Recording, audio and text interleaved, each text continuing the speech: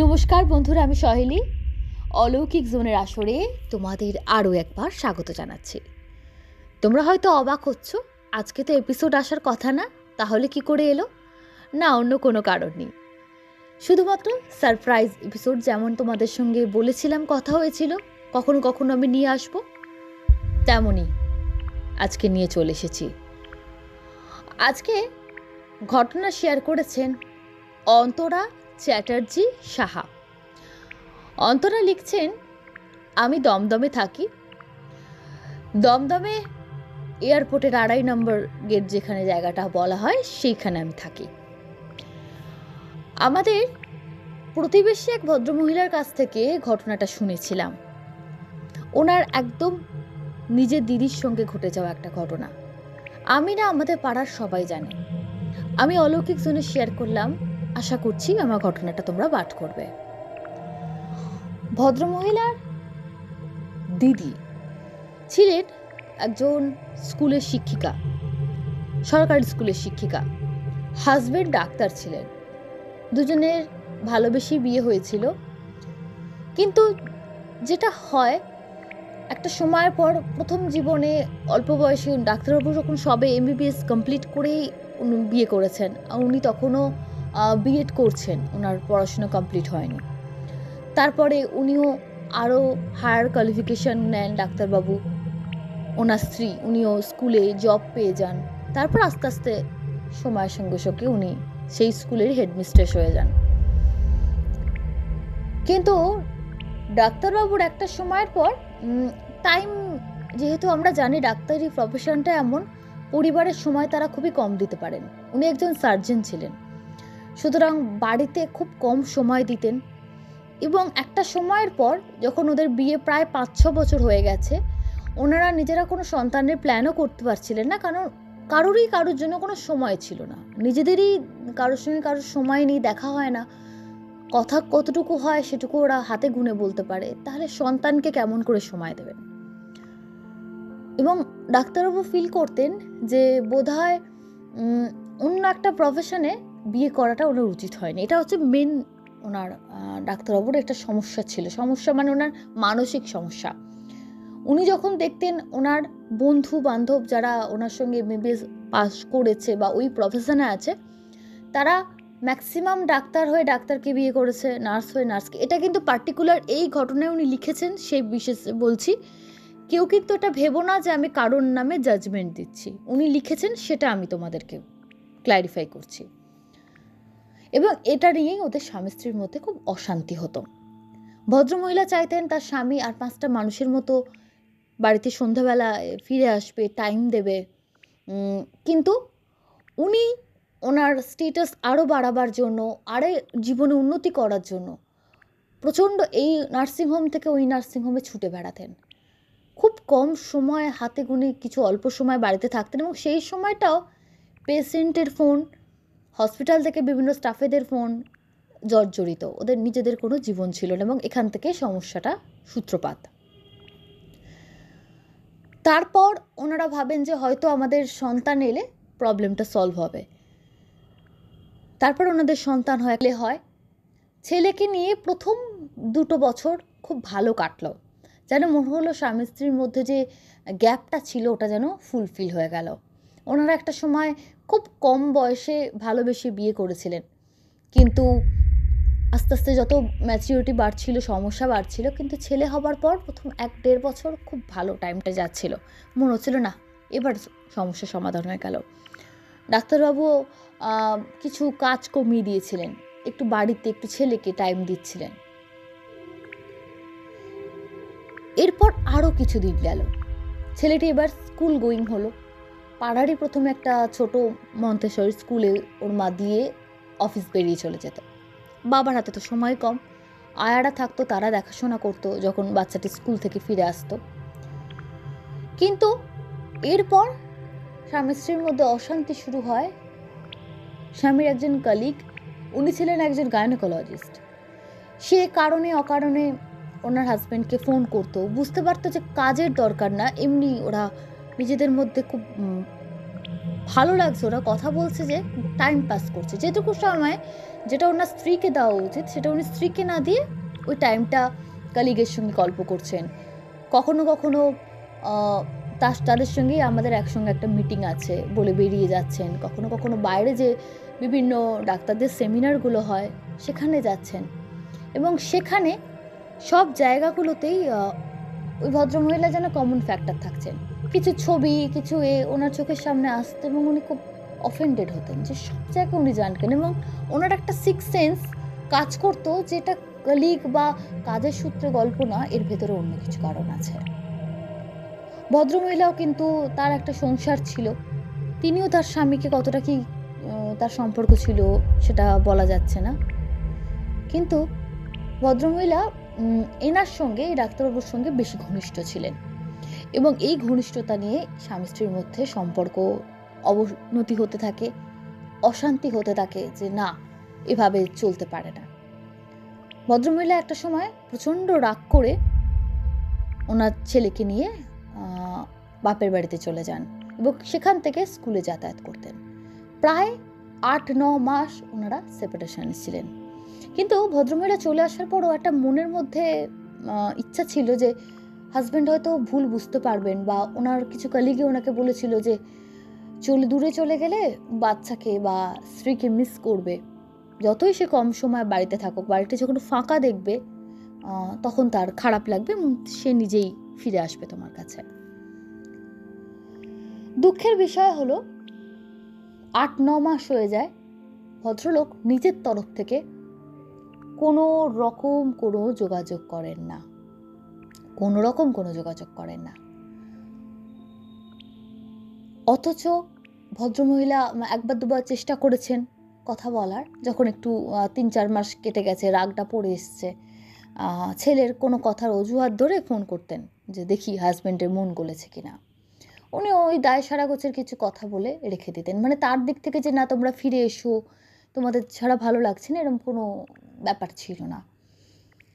এবং একটা সময় পর ওনার মনে হয় যে চলে দূরে এসে যেন ওনাকে আরও সুযোগ করে দেওয়া হলো, তিনি যেন এবার আরও বেশি, এবার উনি হাজব্যান্ডের ফেসবুকে স্টক করতেন যে এখন সেই একসঙ্গে ওরা ঘুরতে যাচ্ছে, বেড়াতে যাচ্ছে, কোনো মিটিং বা সেমিনারে, সব জায়গায় একসঙ্গে ফটোগুলো ওরা শেয়ার করছে। তাতে আরও বেশি মনে হতে লাগলো যে বাবা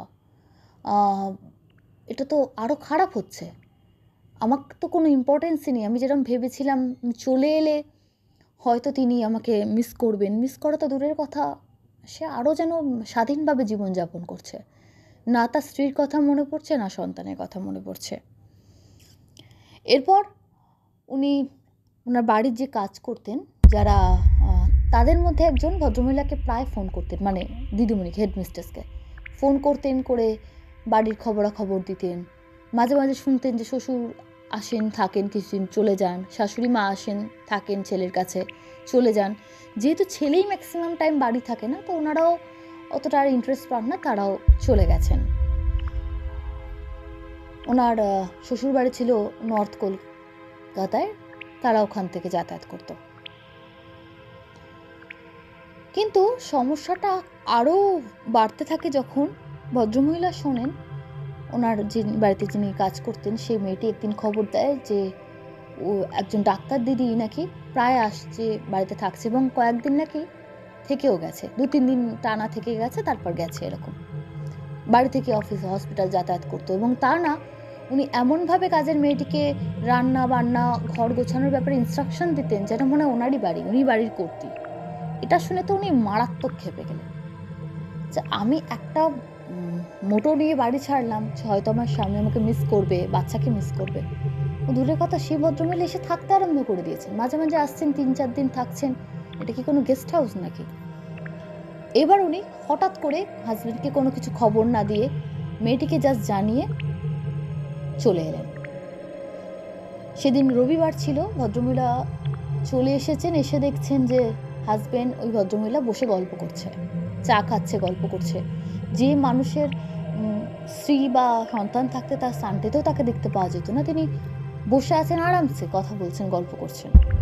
ওয়াইফকে দেখে একটু বিচলিত হলেন, আচ্ছা হ্যাঁ তুমি, আচ্ছা বলো কি বলছিলে, এরকমভাবে এমন রিয়াকশান দেন তাতে ভদ্রমহিলা মারাত্মক রেগে যান এবং ওই বাইরের মহিলার সামনে, সেই ডাক্তার ভদ্রমহিলার সামনে প্রচণ্ড অশান্তি শুরু হয়ে যায় এবং ভদ্রলোক নিজে থেকে বলেন যে তোমার সঙ্গে আর থাকা যায় না, ভীষণ সন্দেহবাতিক, তুমি বাড়ি ছেড়ে চলে গেছো, তাহলে হঠাৎ চলে এলে কেন, জিনিসপত্র নিতে এসছো নিয়ে চলে যাও, অশান্তি করছো কেন। এরকম নানা রকম অশান্তি হতে হতে সম্পর্কটা ডিভোর্সের কাছাকাছি চলে যায় এবং কয়েক মাসের মধ্যে ডিভোর্স হয়েও যায়। যেহেতু 9 মাস ওরা সেপারেশনে ছিলই, ডিভোর্স হতে কোনো সমস্যা হয় না। ভদ্রমহিলা টাকা পয়সা সেরকম কিছু চার্জ করেন না, কারণ ওনার নিজস্ব যথেষ্ট টাকা পয়সা ছিল। সন্তানের বিষয়ে যে সিদ্ধান্ত নেন যে উনিও ম্যাক্সিমাম টাইম সন্তানকে দিতে পারছেন না, কারণ স্কুলের প্রচণ্ড কাজকর্ম এবং নানা রকমের সঙ্গে উনি যুক্ত হয়ে পড়ছিলেন। এছাড়াও ওনার একটা সোশ্যাল লাইফ ছিল। এত সব কিছু করতে করতে ওনার মনে হলো যে বাচ্চাটাকে হোস্টেলে দিলে ভালো হবে, না হলে বাচ্চা মাকে পাচ্ছে বাবাকে পাচ্ছে না, এতে নাকি বাচ্চার মনে খুব প্রেসার পড়ছে। উনি নিজের মা বাবার সঙ্গে আলোচনা করলেন। তারা প্রথমে একটু অনাগ্রহী ছিলেন যে না, বাচ্চা নাতি আমাদের কাছে থাক, কিন্তু ওনার মায়েরও খুব ডায়াবেটিস ছিল, খুব প্রায় সময় উনি অসুস্থ হয়ে যেতেন। তো মায়ের কাছে ওইটুকু বাচ্চাকে রেখে মাকে একটা টেনশনে রাখা, কেন ওইটুকু বয়সের বাচ্চা খুবই দুরন্ত, তো মা সামলাতে পারবে না, এসব নানা রকম চিন্তাভাবনা করে হাজব্যান্ডের তো বাচ্চার প্রতি কোনো আগ্রহ নেই, হোস্টেলে দিয়ে দিলেন। এবং হাজব্যান্ডের সঙ্গে যেটুকু তখন তো আর হাজব্যান্ড বলা যায় না, এক্স হাজব্যান্ডের সঙ্গে কথা হলো, বলে হ্যাঁ আমিও মাঝে মাঝে গিয়ে দেখে আসবো ওকে। তো দুজনে পালা করে করে দেখে আসতেন বাচ্চাটিকে। এবার বাচ্চাটার মনে না প্রচণ্ড পরিমাণে একটা দুঃখ হয়েছিল যে আমাকে কেন কেন আমাকে মা বাবা এরকম করে। ঘটনাটা কিন্তু 2012-13 এই সময়কার। আমাকে কেন এরকম দূরে রেখে দিয়েছে, আমি কেন চলে এলাম। এবার হোস্টেলে যখন গেল, বাড়ির পরিবেশ দাদু দিদার কাছে ছিল, বাড়িতে থাকতে সেখানেও বাড়ির কাজের মেয়ে থাকলো, একটা বাড়ির পরিবেশ আর হোস্টেলের পরিবেশ সম্পূর্ণ তফাৎ। বাচ্চাটির পরিবেশটাকে মানিয়ে নিতে খুব প্রবলেম হচ্ছিল, ও কিছুতেই না পুরো জিনিসটাকে না মানিয়ে নিতে পারছিল না। এরপর আস্তে আস্তে যত দিন যায় বাচ্চাটি বড় হতে থাকে, হোস্টেলেই বড় হচ্ছিল, মাঝে মাঝে মাসে একবার করে গিয়ে ওর মা দেখে আসতো এবং যত বাচ্চাটি হ্যাবিচুয়েটেড হতে লাগলো, মাসে একবার যাওয়াটা এবার 2 মাসে একবার, তারপর 3 মাসে একবার এরকম হয়ে গেল, বা 4 মাসে একবার লাস্টে গিয়ে এরকম দাঁড়ালো। বাচ্চাটি খুব সেন্টিমেন্টাল ছিল, চাপা স্বভাবের ছিল এবং যখন স্কুলে হোস্টেলে ছুটি পড়ে যেত তখনও বাড়ি আসার সময় যে খুব একটা আগ্রহ দেখাতো তা কিন্তু না, আসতো, কারণ ওর মনে অভিমানটা ছিল যে এরা আমাকে দূরে পাঠিয়ে দিয়েছে নিজেদের সুবিধার জন্য। ও আস্তে আস্তে বড় হচ্ছিল, বাবা মার সম্পর্কটা জানতে পারছিল যে বাবা মা আলাদা, শুধু বাবা ওর কাছে তেমন আসে না, হয়তো 6 মাসে একবার হয়তো আসে। পরবর্তীকালে স্কুলে ফোন করে খবর নিত, হোস্টেলের ওয়ার্ডেনের কাছ থেকে বাচ্চাটি জানতো যে ওর বাবা খবর নিয়েছে, কিছু জিনিসপত্র পাঠিয়ে দিয়েছে, কিন্তু মা বাবার সাহচর্য কাউকেই পাচ্ছিল না। এই একাকিত্বে ভুগতে ভুগতে বাচ্চাটির পড়াশুনোতেও কিন্তু সে রেজাল্ট খারাপ করছিল। যেহেতু তার শরীরে একজন ডাক্তারের রক্ত আছে, একজন শিক্ষিকা মায়ের রক্ত আছে, তো সেখানে এতটা খারাপ রেজাল্ট করছে একটা ভালো পরিবারের ছেলে। হোস্টেল প্রচণ্ড করা হয় বাচ্চাদের উপর যথেষ্ট, এটা বাইরে কেউ বলে না, কিন্তু যারা হোস্টেলে থাকে তারা জানে, যারা হোস্টেল লাইফ লিড করেছে, খুবই টর্চার করা হয়, টর্চারই বলা যায়। পেন্সিল দুটো আঙুলের ফাঁকে দিয়ে ঘুরিয়ে দেওয়া হয়। নর্মাল যে স্কুলগুলোতে সেখানে এতটা করা হয় না, কারণ বাচ্চা বাড়ি গিয়ে বলে দেবে। হোস্টেলে বাচ্চাদের ব্রেন এমনভাবে ওয়াশ করা হয় যে ওরা বাড়ি গিয়ে কোনো মুখ খুলবে না, ওভাবেই ওদেরকে শিখিয়ে দেওয়া হয় যে বাড়ি গিয়ে বললে কিন্তু যদি বাবা মা এসে কমপ্লেন করে বা জিজ্ঞেস করে তাহলে তোমাদের খবর আছে। বাচ্চারা ওই বয়সে ভয় পায়, জানো তো আমাকে স্কুলে, এটা তো স্কুল না 8 ঘন্টার জন্য বা 4 ঘন্টার জন্য আমি আসছি, এখানে এরপর আমাকে আর বাড়ি যেতে পারবো না, স্কুলেরই হোস্টেলে থাকতে হবে, ওখানে সবাই সঙ্গে থাকতে হবে, আমাকে আলাদা করে মানে পালাবার কোনো পথ নেই। পড়াশুনো খারাপ হচ্ছিল, আদার্স যে অ্যাক্টিভিটিগুলো ছিল সেখানেও স্কোর খুব খারাপ। তো মায়ের সঙ্গে এবার যখনই দেখা হচ্ছিল, মা যে হেসে কথা বলতো, সেই ভালোবাসাটাও যেন মায়ের মধ্যে আর নেই। মা রীতিমতো ছেলেকে নিয়ে বিরক্ত। মায়ের কাছে যে উনি ওনার স্কুলের স্টাফেদের কাছে বলতে পারছেন না কেমন রেজাল্ট করছে ছেলে, সবার কাছে উনি ছোট হচ্ছেন। হাজব্যান্ড ওয়াইফেও এই মধ্যে সমস্যা হচ্ছে যে এই তো তুমি নিয়ে চলে গেলে ছেলেকে, ওইখানে দিলে, ও তো খারাপ রেজাল্ট করছে। এই পুরো এফেক্টটা ওর মধ্যে এমনভাবে আসছিল, আস্তে আস্তে ওর ডিপ্রেশনে চলে যায়। ছেলেটি যখন ক্লাস 6-এ ওঠে তখন এতটা ডিপ্রেশনে চলে যায় যে স্কুলে কারোর সঙ্গে কথা বলতো না। হোস্টেলে চুপচাপ, ওর পাশের যে বেডে যে ছেলেটি ছিল সে বলতো যে চুপচাপ বসে থাকতো। ইভেন একটা সময় টিচাররা পানিশমেন্ট দিলেও চোখ দিয়ে জল বেরোতো কিন্তু মুখ দিয়ে একটা শব্দ বেরোতো না, যে আমি এরকমই থাকবো, আমি কোনো রিয়্যাক্ট করব না, আমার ওপর অত্যাচার করা হচ্ছে। এটা ওর মাথার মধ্যে ঢুকে গেছিলো যে এরা আমাকে অত্যাচার করছে, আমার সঙ্গে অন্যায় হয়েছে, আমাকে কেউ ভালোবাসে না, আমার কেউ নেই পৃথিবীতে, আমি একা। হোস্টেলের একজন সুপারভাইজার ছিলেন, উনি খুব ভালো মানুষ ছিলেন, তার সঙ্গে একটু আধটু কথা বলতো। তো তার জবানবন্দি থেকে এসেছিল যে ও খুব নিজেকে একাকিত্বে ভুগত, একা মনে করত।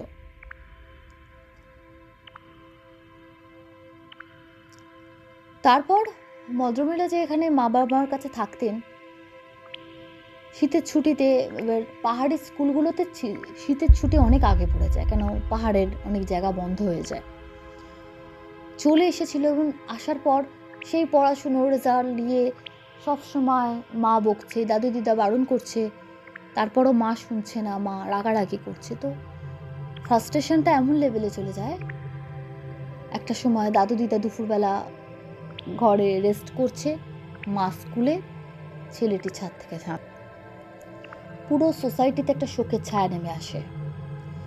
ভদ্রমহিলার এক্স হাজবেন্ড মানে বাচ্চাটির মানে ছেলেটির বাবা, তিনি আসেন। তিনি এসে ছেলের শেষ কৃত্যের সময় উনি ছিলেন এবং ন্যাচারালি আনন্যাচারাল ডেথের ক্ষেত্রে পোস্টমর্টম হয় সব কিছু, এবং সব কিছু হওয়ার পরে নিজের বাড়িতেও নিয়ে গেছিলেন, ওখান থেকে তাকে শ্মশানে নিয়ে যাওয়া হয়।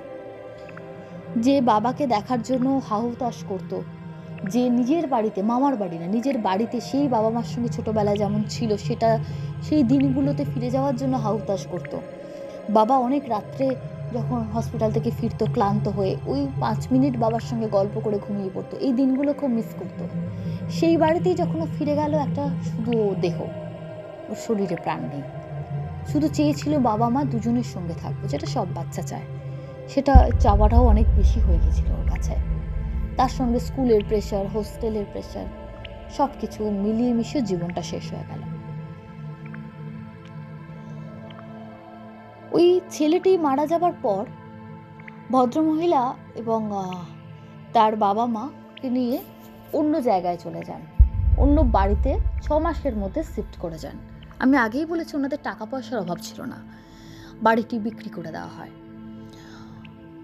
প্রথম বাড়িটা অনেকে কিনছিল না, প্রায় 1 বছর 1.5 বছর মতো বাড়িটা ফাঁকা পড়েছিল। তারপরে একটা ফ্যামিলি কিনে নেয়। অনেকের তো এইগুলো থাকে না যে মারা গেছে বলে কিনবো না কেন, প্রত্যেক বাড়িতেই তো কেউ না কেউ মারা যায়, অনেকে এগুলো মানেন না, বিশ্বাস করেন না। তো একটা ছোটোখাটো পুজো দিয়ে তারা বাড়িতে চলে আসে। তারা চলে আসার, যারা নতুন কিনেছিলেন তারা চলে আসার কিছুদিনের মধ্যে সেই বাড়ির ছেলের বিয়ে ছিল। তো সেই ছেলেটির বোন দিল্লিতে থাকতো, দিদি জামাইবাবু ছোট বাচ্চা নিয়ে তারাও এসে হাজির হয়েছে। একদম প্রচণ্ড কড়া ঠান্ডা, ডিসেম্বরের একদম শেষের দিকে। তো সেই ভদ্রমহিলা মানে যে ছেলেটির বিয়ে হচ্ছে, সেই ছেলেটির বোন যিনি দিল্লিতে থাকতেন, তিনি ভাইয়ের বিয়ের আগের দিন পুরো বাড়ি যখন আলো দিয়ে সাজানো হয়েছে, নতুন বাড়ি কিনেই তাদের প্ল্যান ছিল ছেলের বিয়ে দেবো, নতুন বাড়ি কেনা হলো, পুজো দেওয়া হলো, এবার ছেলের বিয়ে, সব কিছু ঠিক হয়ে গেছে, বিয়ে দিন ধার্য, বিয়ে হচ্ছে। বিয়ের আগের দিন পুরো আত্মীয় স্বজনরা বাড়িতে ভর্তি, একতলা সবাই আত্মীয়রা আছে। রাত্রিবেলা যখন ও নিজের ছেলেকে নিয়ে টয়লেটে গেছিল, প্রথমবার ও দেখে অদ্ভুতভাবে চেয়ারে একটা সাইডে কোণে একটা ছেলে বসে আছে, একটা নর্মাল যেমন আর 5 জন বসে থাকে, কিন্তু সে যেন উদাস হয়ে, যেমন কোনো মানুষ বসে থাকলে যেমন হয় একটা দিকে স্থির হয়ে তাকিয়ে আছে, কোনো দিকে তাকাচ্ছে না, ওরকমভাবে বসে আছে। তো ভদ্রমহিলা প্রথমে ভাবেন যে ক্যাটারিংয়ের বা ডেকোরেটার্সদের কেউ হবে, কারণ ছাদেও প্যান্ডেল হয়েছে। পরের দিন ভাইয়ের গায়ে হলুদ বা নান্নিমুখ যেটা হয় বিয়ের দিন সকালে, বৃদ্ধি বলি আমরা অনেকে, তো সেই কাজগুলো করবে, তার জন্য ছাদে প্যান্ডেল হয়েছে, তার জন্য হয়তো ওকে রেখে দিয়েছে। সেটাকে নিয়ে উনি আর অতটা মাথা ঘামাননি, ঠিক আছে আছে বসে থাক না, অসুবিধা কি আছে। সমস্যাটা তখন হলো যখন বাচ্চাটি মানে ওনার নিজের ছোট্ট বাচ্চাটিকে, 3 বছরের ছেলেকে টয়লেট করিয়ে নিয়ে জাস্ট ওই হলটা দিয়ে আবার ওই ঘরে চলে যাবে যেখানে ওরা শুয়েছিল। তখন বাচ্চাটি বলে, ও মা, ওই যে দাদাটা বসেছিল না, দুম করে হুশ হয়ে গেল, দুম করে হুশ হয়ে গেল, ঠিক এভাবে বলছে, দুম করে হুশ হয়ে গেল। উনি বলেন যে এ আবার কি ধরনের কথা, বাচ্চার কথায় উনি গুরুত্ব দেননি। কিন্তু রাত্রিবেলা উনি যখন ওদের জানলাগুলো কাঁচের ছিল, তো ঘরের মাঝখানে এমন একটা জানলা ছিল যে, জানি না জানলাটা পরবর্তীকালে নাকি ওরা আর বুঝিয়ে দিয়েছিল যে ডাইনিংয়ে কেউ বসে থাকলে কেউ যদি আলো জ্বলে দেখতে পাবে কেউ বসে আছে, এরকমভাবে জানলার সিস্টেমটা করা ছিল। প্রথমত ওটা বেডরুম ছিল না, এমনি একটা বসার রুমের মতো, বা যেহেতু অত লোকজন এসছে বিয়ে বাড়িতে, তো ওখানেও একটা বেডিংয়ের ব্যবস্থা করা হয়েছে। উনি রাত্রেবেলা উঠেছেন, জল টল খেয়ে শুতে যাবেন, উনি দেখছেন ডাইনিংয়ে সেই ছেলেটা ওইভাবে বসে আছে যেরকম যে ছেলেকে যখন টয়লেট করাতে নিয়ে যাচ্ছিল তখন সবাই শুতে যাচ্ছে এরকম সময় সেভাবে। এবং এবার ওনার চোখে পড়ল, বসে আছে সেটা তো সমস্যা না, এক দৃষ্টি সেই যেন চোখগুলো স্থির, কোনো দিকে নড়ছে না, দেখে একটু কেমন না গাটা না শিরশির করে উঠেছে। হঠাৎ করে খাট থেকে, মানে যেখানে ওদের শোয়ার ব্যবস্থা করা হয়েছিল, গদি পাতা ছিল, খাট তো নয়, গদি থেকে উঠে মুখটা তুলে জানলা দিয়ে ওটা যখন দেখেছে ও বসে আছে, গাটা শিরশির করে উঠেছে। এবং আরো ভয় লেগে গেল যখন ছেলেটা চোখের সামনে মিলিয়ে গেল। উনি নিজের চোখকে বিশ্বাস করতে পারছিলেন না যে এটা কি করে সম্ভব, আমার চোখের সামনে কি করে ও মিলিয়ে যেতে পারে। যেখানে আমার ছেলে একটা বাচ্চা, সে সারাদিন কার্টুন দেখে, ও অনেক কিছু বলতে পারে, ও মিলিয়ে গেল মানে আমার ছেলে ঠিক কথা বলছিল। তো সেদিন রাত্রিবেলা চিৎকার চেঁচামেচি করে সবাইকে সে জড়ো করে, আলো টালো জ্বেলে দেওয়া হয় পুরো বাড়িতে। তখন কেউ কেউ আত্মীয়রা বলে, এই বাড়িতে ওই একজন যে মারা গেছিল ওই জিনিসটা মাথার মধ্যে আছে, তো ওই জন্য বোধ হয় মেয়েটি অত রাত্রে, তখন রাতে 2:30-3টে বাজে, মা বাবার সঙ্গে তার খুব ঝগড়া লেগে যায়, তুমি এরকম একটা বাড়ি জেনে কেন কিনলে, ভাইয়ের বিয়ে দিতে একটা অনেক ফ্ল্যাট আমরা পেয়ে যেতাম, ভাড়া বাড়ি থেকে বিয়ে হতো, কিন্তু এরকম একটা বাড়ি জেনে শুনে কেন কিনলে, তোমরা কি খুব মডার্ন হয়ে গেছো, আমি তো দিল্লিতে থাকি, আমি তো এত মডার্ন হয়ে যাইনি, আমি চোখের সামনে দেখলাম। তার মা বাবা বোঝাচ্ছে যে আমরা তো প্রায় 1.5-2 হয়ে গেল এই বাড়িটায় আছে, আমরা তো কোনোদিন কিছু দেখিনি। যে ছেলেটির বিয়ে পরের দিন সকালে তার বিয়ের অনুষ্ঠান শুরু হয়ে যাবে, সে বলছে দিদি আমরা কিন্তু সত্যি এতদিন কিছু দেখিনি। ভাইয়ের সঙ্গেও তার ঝগড়া লেগে গেল, তুই কি বলতে চাইছিস, আমি মিথ্যা কথা বলছি, আমি দেখলাম ছেলেটা মিলিয়ে গেল, অল্প বয়সে একটা বাচ্চা ছেলে।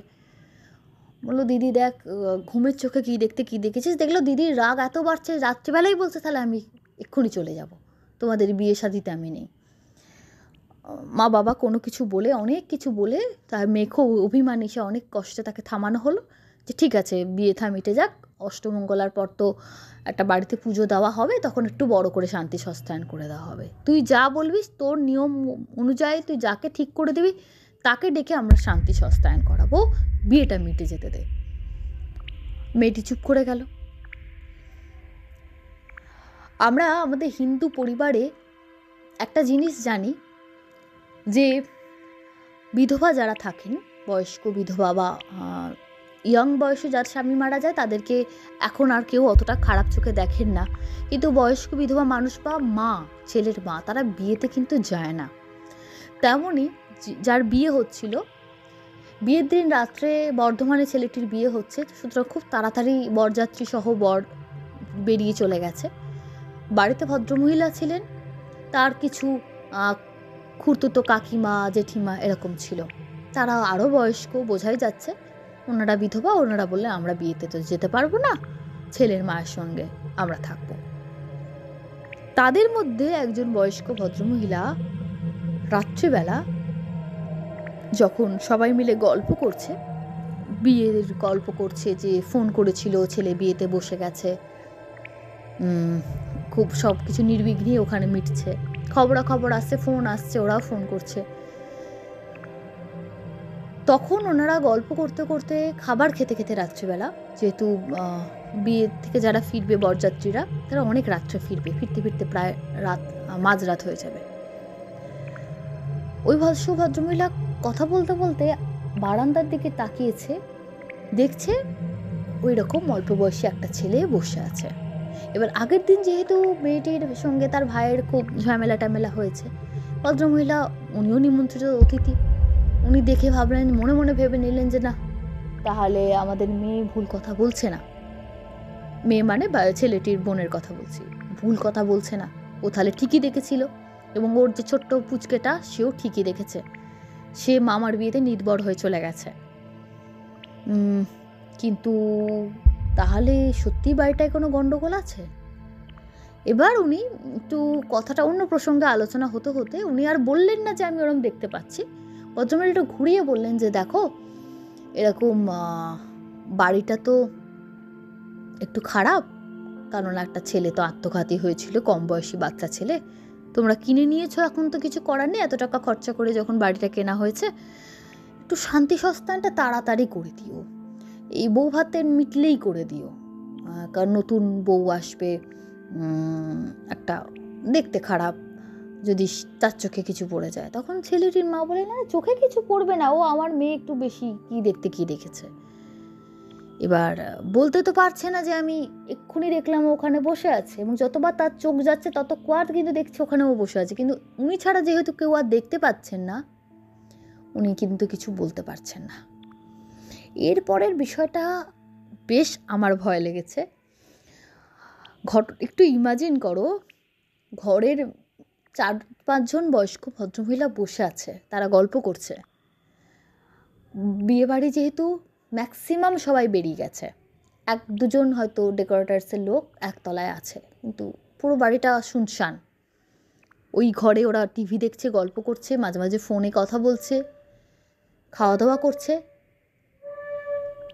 সময় দেখতে পায় একদম ঘরের দরজার সামনে, যেন মনে হচ্ছে কোনো চেয়ার পেতে দিলে কেউ যদি এসে বসে কারোর গল্প শোনে, ঠিক সেভাবে কোনো চেয়ারও পাতা নেই, ওইখানে একটা অল্প বয়সী ছেলে, এইবার মুখটা তার স্পষ্ট, একদম পাংশুটে চেহারা, মুখের মধ্যে যেন রক্তের লেশ মাত্র নেই, পাংশুটে চেহারা, চোখ মুখের একটা কোনো ভয়ঙ্কর যে চোখ বেরিয়ে আসছে তা না, কিন্তু অদ্ভুত একটা অবিশ্বাস্য ভয়ঙ্কর ভাব, চোখের কোনো পাতা নেই, একদম বড় বড় চোখ করে ওখানটায় বসে আছে। এবং 5 জনে ওরা যারা বসেছিলেন প্রত্যেকের চোখ একবারে সামনে গেল, মানে সে যেন প্রমাণ করতে চাইছে যে না, কেউ ভুল দেখেনি, আমি এই বাড়িতে আছি। এবং শান্তি সস্তায়ন নিয়ে যতবারই কথা হচ্ছে ততবার তার জন্যই যেন মনে হয় সে আরও বেশি দেখা দিল। এই দৃশ্য দেখে এবং দেখা দিয়ে সে মিলিয়ে যায়, প্রচণ্ড চিৎকার চেঁচামেচি করে ওরা 2 জন তো সেন্সলেস হয়ে যায়, 2 জন মানে ঠকঠক করে কাঁপছে, ওদের চিৎকার শুনে ডেকোরেটার্সের ছেলেগুলো নিচ থেকে ওপরে উঠে যায়, 2 জন যারা নিচে ছিল, কি হয়েছে ওরা ঠকঠক করে কাঁপছে, ওরা ফোনও করতে পারছে না। ওদের হাত থেকে ফোন নিয়ে একজন বিয়ে বাড়ির যারা ছেলের বাবাকে ফোন করা হয়, বললো আমরা রওনা দিয়ে দিয়েছি, আমরা খুব তাড়াতাড়ি চলে আসছি। খুব অল্প সংখ্যক যারা থাকার বরের সঙ্গে থাকলো, বাকিরা খুব বেরিয়ে চলে এলো। তাও পৌঁছতে মাঝরাত। তার মধ্যে একজনের তো সেন্স এসে যায়, কিন্তু একজন এত বয়স্ক ছিলেন, তিনি এতটাই অসুস্থ হয়ে যান, পরের দিন ভোরবেলায় তাকে হসপিটালাইজ করতে হয়। এবং সেই দিন, মানে যেদিনকে কাল রাত্রি বলি নতুন বউ বাড়ি আসে, সেদিন দুপুর 3টের সময় বউ বাড়ি আসবে। ওনারা পূর্ববঙ্গে ছিলেন, তাই বউ আসবে সন্ধ্যাবেলায়, দুপুর 3টের সময় সেই বয়স্ক ভদ্রমহিলা মারা যান। কারণ দেখানো হয়েছিল স্ট্রোক হয়েছে। ওই যে সময় অজ্ঞান হয়ে যান তখনই ওনার একটা স্ট্রোক হয়েছে। এরপর হসপিটালে নিয়ে যেতে যেতেই 2টো স্ট্রোক হয়ে যায়। দুপুর 3টের সময় মারা যান। উনি যেহেতু ওদের খুবই কাছের আত্মীয় ছিলেন, বাড়িতে সঙ্গে সঙ্গে অসহ্য হয়ে যায়। ওই অবস্থায় নতুন বউ বাড়িতে ঢোকে। ওই অবস্থায় সমস্ত রিলেটিভসকে ফোন করে, যেহেতু একটা বাধা পড়ে গেল, বলে দেওয়া হয় যে বউ ভাতের অনুষ্ঠান পরের দিন হবে না। যিনি মারা গেলেন তার ছেলে বৌমা সবাই তো আনন্দ করছিল, তারাও তাদের বডি নিয়ে চলে যায় এবং প্রত্যেকে দোষারোপ করতে করতে যায় যে এই বাড়িটা কেন কেনা হলো শান্তি সস্তায়ন না করে, এভাবে কেন কেন। পুরো পাড়ায় জানাজানি হয়ে যায় যে বাচ্চাটির আত্মা দেখা দিয়েছে এবং তার জন্য এই অবস্থা। তারপরও কিছু শিক্ষিত মানুষ মানতে চায়নি পাড়ায় যে না না, ওরা হয়তো এগুলো মাথার মধ্যে চিন্তা ভাবনা করছিল, তার জন্য হয়তো হয়েছে। অবিশ্বাসী কিছু মানুষ তো বরাবর থাকবেই। ছেলেটির বোন আরও রাগারাগি করে যে এইভাবে কি করে এই বাড়িতে থাকবো। তারপরে সকালবেলা পরের দিন সকালে ছোট করে একটা অনুষ্ঠান যেটা হয় ভাত কাপড়ে, সেটা করিয়ে বউ ভাত তো পণ্ড হয়েই গেল, রিসেপশন পণ্ড হয়ে গেল, আর কিছু করার নেই। তারপর তারা দিরাগমনের পরেই শান্তি সস্তায়নের ব্যবস্থা করে। এই সময়টুকু যে কদিন শান্তি সস্তায়ন করা যাচ্ছিল না, ততদিন বড় বড় পুরোহিত ডেকে তারা বাড়িতে সারাদিন চণ্ডী পাঠ, গীতা পাঠ এগুলো করিয়েছেন, নানা রকমভাবে চেষ্টা করেছেন। এবং তারপরে নাকি সমস্যা আরও বেড়েছিল যে যখন তখন দেখা যাচ্ছিল দুপুরের পর থেকে নাকি প্রায় নয় দেখছে ওই সাইড দিয়ে চলে যাচ্ছে, এই দিকে কিছু মানে যতই জিনিসগুলো বাড়ছিল মন্ত্রপাঠ, তত যেন মনে হচ্ছে কে যেন একটা থাকতে পারছে না, চঞ্চলের মতো এদিক থেকে ওদিক ছুটে বেড়াচ্ছে। নতুন বউ ভয়ে তার অবস্থা খারাপ, তাকে তার বাড়ির লোক এসে নিয়ে চলে যায়। এবং ছেলেটি কি করে জানা যায়নি, এবং মেয়েটি তার মা বাবাকে নিয়ে একদম সোজা দিল্লি চলে যায়, পুরো বাড়ি তালা দিয়ে দেয়। পরবর্তীকালে ওরা অন্য ফ্ল্যাট কিনে নেয় খুবই কষ্ট করে, এবং এই বাড়িটা নাকি বহু দিন অবধি বিক্রি হয়নি, ওরা বাড়িটা ছেড়ে দিয়েছিল। ছেলেটার বিয়ের অনুষ্ঠান তো পণ্ড হলো, আত্মীয় স্বজনের সঙ্গে সম্পর্ক নষ্ট হয়ে গেল যে না জেনে কেন কিনলে, আমাদের একজন মারা গেল। তো যার পর নাই বলা যেতে পারে ক্ষতি হয়েছে। ঘটনাটা হয়তো বলবে কোথা থেকে কোথায় এলো। লাস্টের জিনিসটা এত অদ্ভুত, অনেক ওঝা অনেক তান্ত্রিক ডেকে বাড়ির যে ওই আত্মার উপদ্রব তো বন্ধ হচ্ছিল না, কারণ এটা বন্ধ না হলে তো কেউ কিনবেও না। ওরা লোন করে বাড়িটা কিনেছিল, তারপর আবার অন্য জায়গায় ফ্ল্যাট কিনে, তো ওদের খুব আর্থিকভাবে ওরা খুব দুর্বল হয়ে গেছিলেন। বাড়িটা ওদের বিক্রি না করলে ওদের খুবই অবস্থা খারাপ হয়ে যাচ্ছিল। তখন কেউ খবর দেয় যে বাচ্চাটি যে মারা গেছিল ওর মেন চাহিদা ছিল মা বাবার সঙ্গে একসঙ্গে থাকতে চায়। তো একজন ওঝা বলেন যে ওর মা বাবাকে ওই সস্তায়নের সময় যদি নিয়ে আসা হয়, যখন পুজো পাঠ যোগ্য হবে, তাহলে যদি এই সমস্যার সমাধান হতে পারে। তো জানা গেল অত দিন কেটে গেছে, ভদ্রমহিলা তো ঠিক আছেন, কিন্তু ডাক্তারবাবু আবার বিয়ে করেছেন। উনি ডাক্তার মানুষ, এসবের মধ্যে আসতে চাইছিলেনই না, ওনাকে বহুদিন যোগাযোগ করে পাওয়া যায়নি। তারপরে অনেক কষ্টে রিকোয়েস্ট করে তাকে আনা হয়, তিনি টাইম দেন, ওনার প্রাক্তন স্ত্রীও টাইম দেয়, ওরা আসেন, এসে সেই যজ্ঞে বসেন। তারপর নাকি সে আত্মার হাত থেকে মুক্তি পাওয়া গেছিল। ওরা একসঙ্গে যজ্ঞে আহুতি দিয়েছিলেন এবং যা যা নিয়ম সেই ওঝা বলেছিলেন তারা করেছিল। তারপর থেকে ওই বাড়িটায় কোনো প্রবলেম হয়নি। ওনারা নিজেরা কিছুদিন থেকে প্রমাণ করেছিলেন যে না, কোনো সমস্যা হচ্ছে না। তারপর বাড়িটা বিক্রি করা হয় এবং বর্তমানে আর কোনো প্রবলেম নেই। পুরো ঘটনাটা এটাই ছিল। অন্তরা দেবী ঘটনাটা পাঠিয়েছেন, বলছেন যে যখন শুনছিলাম, শুনতে শুনতে মানে মনে হয় যেন কোথা থেকে কোথায় হারিয়ে গেলাম, যে কি মানুষের জীবনে কত ভয়ানক ঘটনা ঘটতে পারে। ছোট ছোট বাচ্চাদের মানসিক অবস্থা না বুঝে বাবা মারা যে বিচ্ছেদের পথে যায়, এটা তাদের যে কত কষ্ট হতে পারে, বেঁচে থাকতে কষ্ট, কেউ কেউ তো মৃত্যুর পরে এরকম যন্ত্রণা ভোগ করে, তার প্রমাণ এই ঘটনায়। কেমন লাগলো আজকের ঘটনা বন্ধুরা জানাতে ভুলো না। পরের দিন আবার বুধবার চলে আসবো নতুন একটি এপিসোড নিয়ে। সঙ্গে থেকো। ধন্যবাদ। শুভরাত্রি।